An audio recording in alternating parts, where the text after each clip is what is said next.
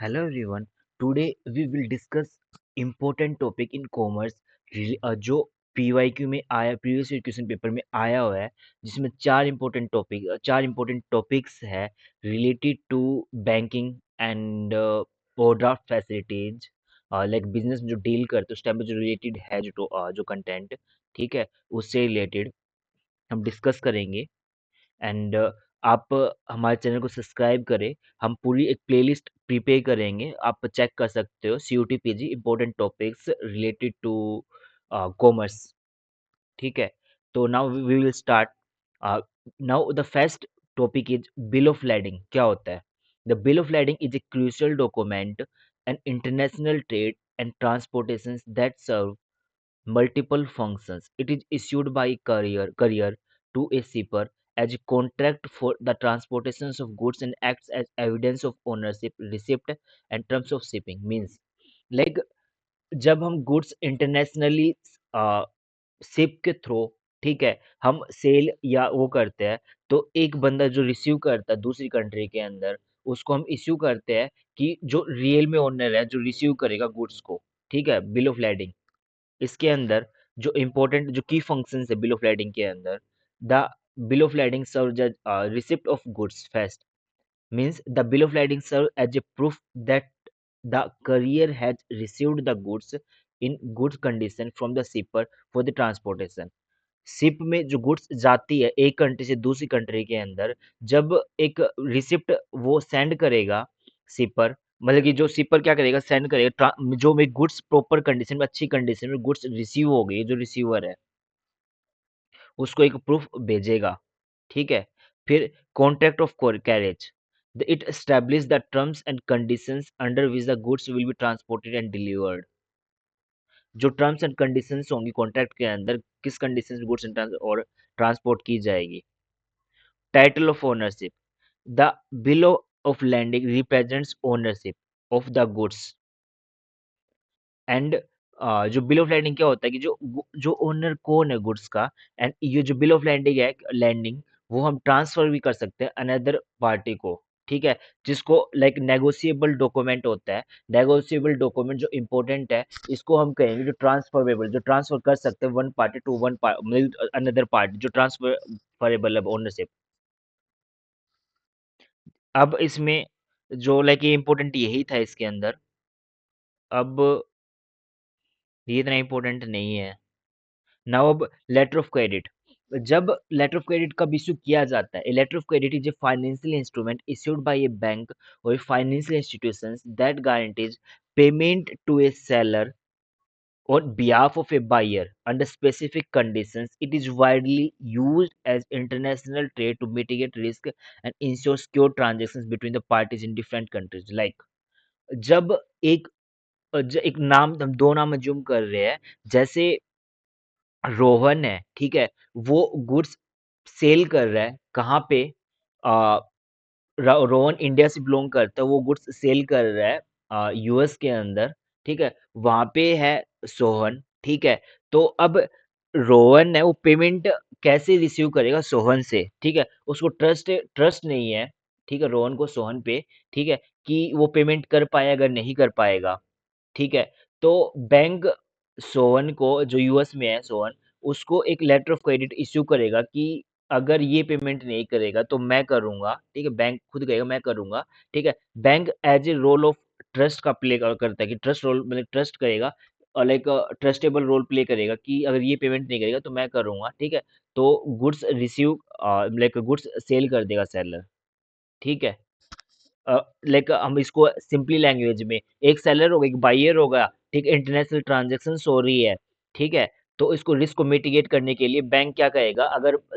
Buyer पे नहीं करेगा तो मैं पे करूंगा सेलर को ठीक है एक लेटर ऑफ क्रेडिट इश्यू करके ठीक है। अगर वो फ्रॉड करता है तो लेकिन एक ट्रस्ट का रोल प्ले करता है बैंक गारंटी देगा इसमें ठीक है। अगर इसमें कंडीशनल पेमेंट है payment is made only after the seller provides documentary proof ठीक है। सेलर को एक डॉक्यूमेंट्री प्रूफ होगा ठीक है वो बैंक को इश्यू करे बैंक को दिखाएगा कि ये मेरे पास बिल ऑफ लेडिंग है लेटर ऑफ क्रेडिट है ठीक है इनवॉइस है ठीक है। तो वो क्या करेगा बैंक पेमेंट करेगा गुड्स एंड सर्विसेज की।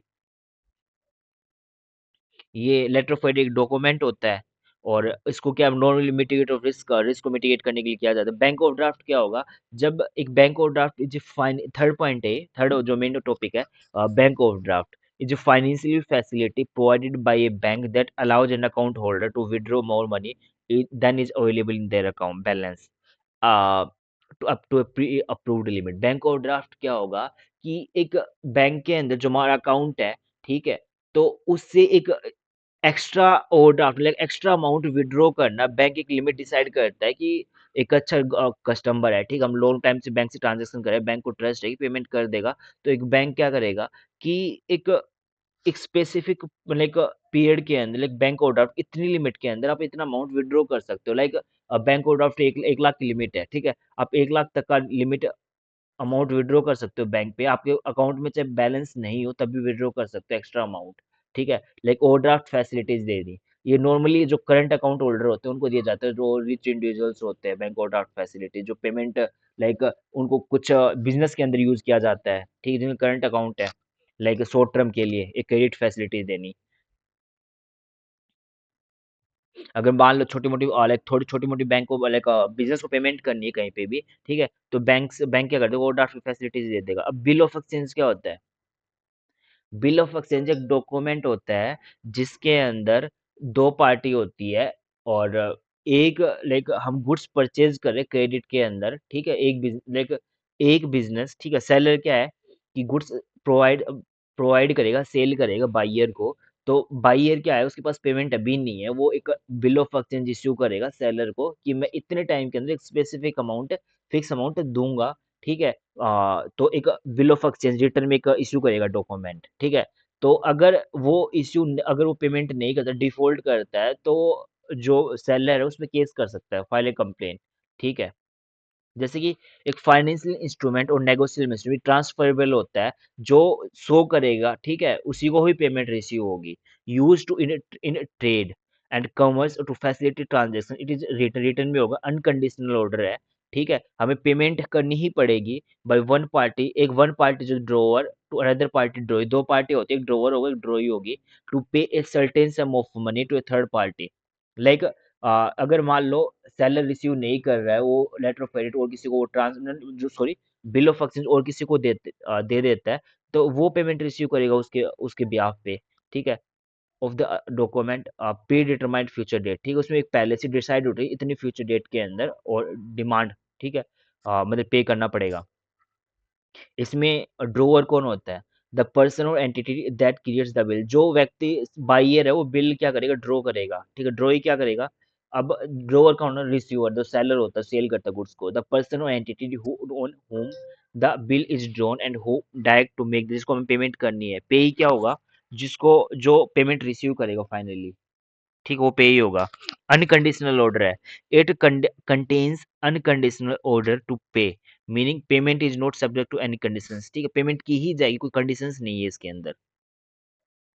फिक्स रहेगा कितना अमाउंट, स्पेसिफिक अमाउंट करना है, और time of payment it indicates whether payment is to be made on demand और एट स्पेसिफिक फ्यूचर डेट के, देख फ्यूचर डेट के अंदर या डिमांड के अंदर, जो डिमांड करेगा तो पेमेंट की जाएगी, लीगली बाइंडिंग, ठीक है। जो ड्रॉई क्या होगा, वंस एक बार एक्सेप्ट कर लिया it is legally obligation to pay, ठीक है, एक स्टेटेड अमाउंट उसको पे करना पड़ेगा ड्रॉई को, जो बिल ड्रॉ कर रहा है,